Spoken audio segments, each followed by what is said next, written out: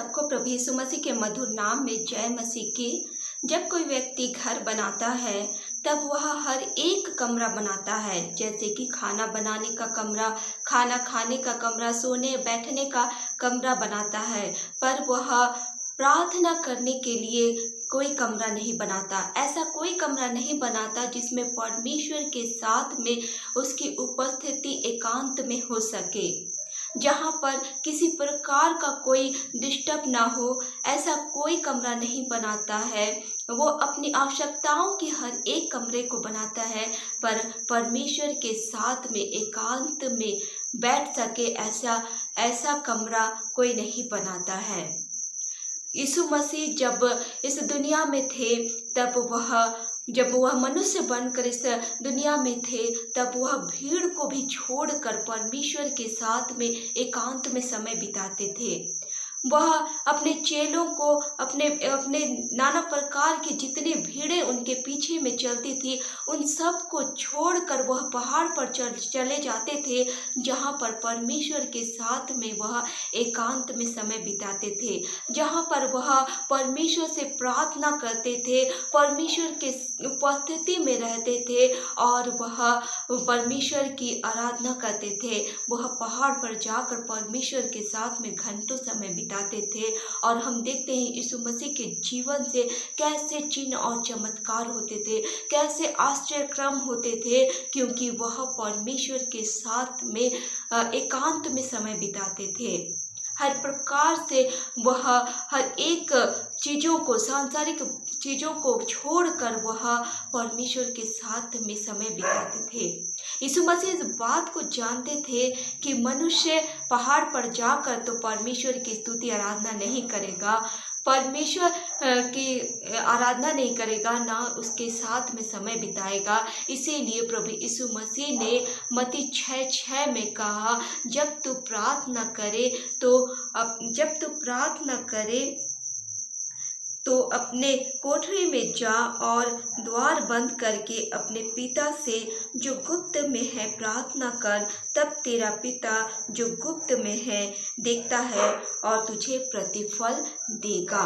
प्रभु यीशु मसीह इस बात को कहते हैं कि तू जा, कोठरी में जा और द्वार को बंद कर और परमेश्वर से प्रार्थना कर।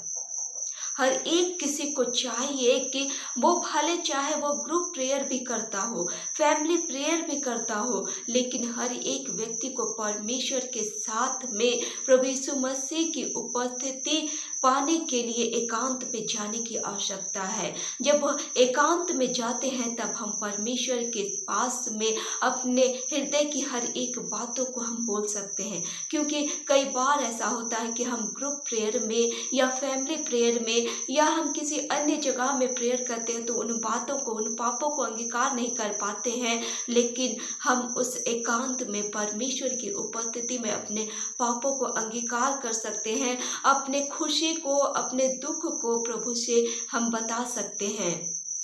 हर एक आनंद के लिए हम परमेश्वर का धन्यवाद कर सकते हैं। और एकांत में जब हम उसकी उपस्थिति में आते हैं तो पवित्र आत्मा की उपस्थिति भी हमारे जीवन में आती है। भरपूरी के साथ में हम पवित्र आत्मा की उपस्थिति से भर जाते हैं और हम आहें भर भर के भी हम पवित्र आत्मा से हम परमेश्वर से प्रार्थना कर सकते हैं। इसलिए हमको एकांत में प्रार्थना करने की आवश्यकता है। हमको एकांत में जब हम प्रार्थना करते हैं तब हमारी प्रार्थनाएं लंबी भी होती है, क्योंकि हम कई बार लंबी प्रार्थना नहीं कर पाते हैं, लेकिन जब हम एकांत में होते हैं, परमेश्वर की उपस्थिति में होते हैं, तब हम परमेश्वर के साथ में एक लंबी प्रार्थना भी कर सकते हैं। हमको एकांत में प्रार्थना करने की आवश्यकता है। और प्रभु यीशु मसीह कहते हैं जो गुप्त में प्रार्थना कर, तब तेरा पिता जो गुप्त में है देखता है और तुझे प्रतिफल देगा।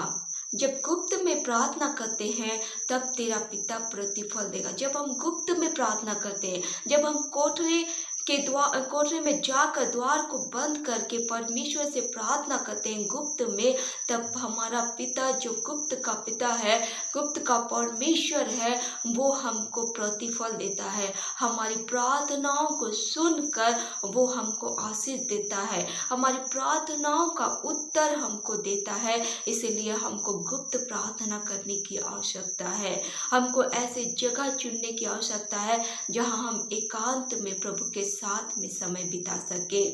तब हमारा प्रभु हमको हमारी प्रार्थना का उत्तर देगा। परमेश्वर के साथ में समय बिताने का ये सबसे अच्छा अवसर है। मैं ये नहीं बोलती कि आप लोग एक कमरे बना लें कि प्रार्थना का वो कमरा हो। अगर बना सकते हैं तो बहुत अच्छी बात है, लेकिन अगर घर में ऐसी कोई व्यवस्था नहीं भी है तो भी आप ऐसी जगह को ढूंढे, ऐसे घर में ऐसा समय को ढूंढे जिस वक्त कोई ना हो, जिस वक्त आप और केवल परमेश्वर है रह सके, कोई डिस्टर्ब ना हो, बाहरी बातों को भूलकर आप परमेश्वर के साथ में समय बिता सकते हैं। ऐसी जगह को ढूंढे मेरे प्रियो, या ऐसे समय को ढूंढे जब कोई ना घर में हो। ऐसे समय में आप गुप्त प्रार्थना अपने परमेश्वर के साथ में कर सकते हैं। परमेश्वर इस वचन के द्वारा आप सबको आशीष दे। आमीन।